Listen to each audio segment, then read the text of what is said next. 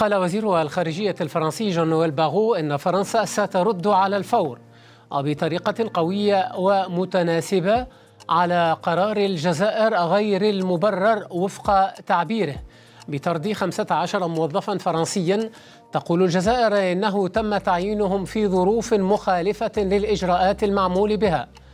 وأعرب وزير الخارجية الفرنسي جون نويل باغو عن أسفه لقرار اعتبر أنه ليس في مصلحة الجزائر ولا في مصلحة فرنسا.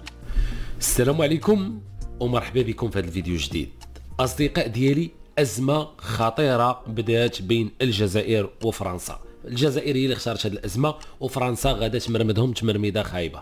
رسميا الجزائر كتقوم بالطرد ديال 15 موظف فرنسي في الجزائر، ولكن وزير الخارجيه الفرنسي كيهدد الجزائر بان الرد غادي يكون قوي جدا. يعني عبد المجيد تبون الرباعه ديالو غير وجدوا راسكم. ولكن انا كنتحدى اي جزائري هنا من نهار شد عبد المجيد الولايه ديالو ولا حاكم في الجزائر، واش كتشوفوا غير المشاكل ولا لا؟ لما كان بوتفليقه كان كيسيس ويدير الخطر هنا وهنا وهنا والامور كانت غادا مزيانه.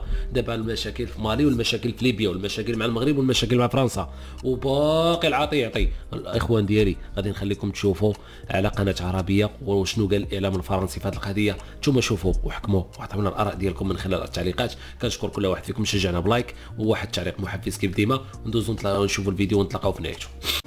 قال وزير الخارجية الفرنسي جون نويل باغو إن فرنسا سترد على الفور وبطريقة قوية ومتناسبة على قرار الجزائر غير المبرر وفق تعبيره بطرد 15 موظفا فرنسيا. تقول الجزائر إنه تم تعيينهم في ظروف مخالفة للإجراءات المعمول بها. وأعرب وزير الخارجية الفرنسي جون نويل باغو عن أسفه لقرار اعتبر أنه ليس في مصلحة الجزائر ولا في مصلحة فرنسا. معي بهذا الصدد مشاهدينا الكرام من الجزائر العاصمة سيد زكي عليلات الصحفي بجريدة الجزائر الجديدة. سيد عليلات، أهلا بك ومرحبا، شكرا جزيلا لك على تلبية هذه الدعوة. هل صدر أي رد فعل رسمي على تصريحات باغو الجديدة؟ وماذا عن قرار الجزائر تحديدا طرد المزيد من الموظفين الفرنسيين؟ شكرا جزيلا حكيم. في البداية حكيم، حول الرد الجزائري، هو يعني المتعود أو الذي عودتنا عليه الجزائر بأنها لا ترد على التصريحات بل ترد على المواقف حكيم. وربما هذا الذي يفسر عدم رد جزائري رسمي على تصريحات باغو بأن فرنسا ستقوم برد مماثل وحازم وصارم الإجراءات التي قامت بها الجزائر. بالعودة للإجراءات، هو حكيم حسب وزارة الخارجية المفروض أنه قبل إجراء أي خطوة قنصلية يتم إبلاغ الجزائر، وفرنسا قامت بتعيين 15 موظفا قنصليا في السفارة الفرنسية. تقول الجزائر عبر خارجيتها بأن هناك إخلال صريح بالإجراءات المتعارف عليها في مجال تعيين الموظفين ضمن التمثيليات الدبلوماسية، وهو ما جعل الجزائر أو الخارجية الجزائرية تستدعي القائم بالأعمال في السفارة وتبلغه بضرورة ترحيل فوري لهؤلاء. وتضيف الخارجية بأن هؤلاء الموظفين كانوا يحملون في السابق جوازات سفر لمهام محددة، وأسندت لهم جوازات سفر دبلوماسية لتسهيل دخولهم إلى الجزائر. حكيم، هذا الإجراء كان بالنسبة أيضا للخارجية الجزائرية فرصة للتذكير بأن هناك عراقيل أخرى تشهدها العلاقات الثنائية تمثلت في رفض متكرر لدخول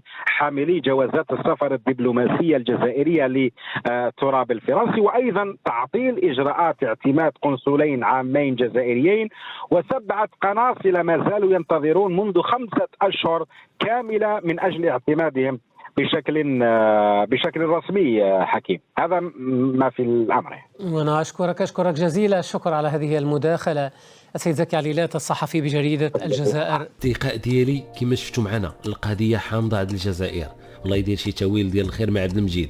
حنا راه ما بغيناش نكونوا سبب، ولكن بين قوسين لما كنسولوا واحد السؤال، واش كون ما اعترفتش فرنسا بالصحراء المغربيه واش كانوا غيكونوا هاد المشاكل ولا لا؟ هاد الشيء هو اللي صعيب. لما كيسولوا شي جزائري كيقولوا له واش الاعتراف ديال فرنسا هو السبب، كيقولوا لا ما كيرضاوش يعترفوا بهذه القضيه. المهم خلاصه القول الاخوان، كنتمنى تكونوا استمتعتوا معنا بهذا الفيديو. راه كنشكركم بزاف على اللايكات ديالكم والتعليقات المحفزه، الله يعطيكم الصحه. اما الناس اللي ما مشتركينش في القناه كنتمنى من الصميم ديال القلب ديالي الاشتراك في القناه وتفعيل زر الجرس لتتوصلوا دائما بجديدنا. تهلاو ليا في راسكم. السلام عليكم.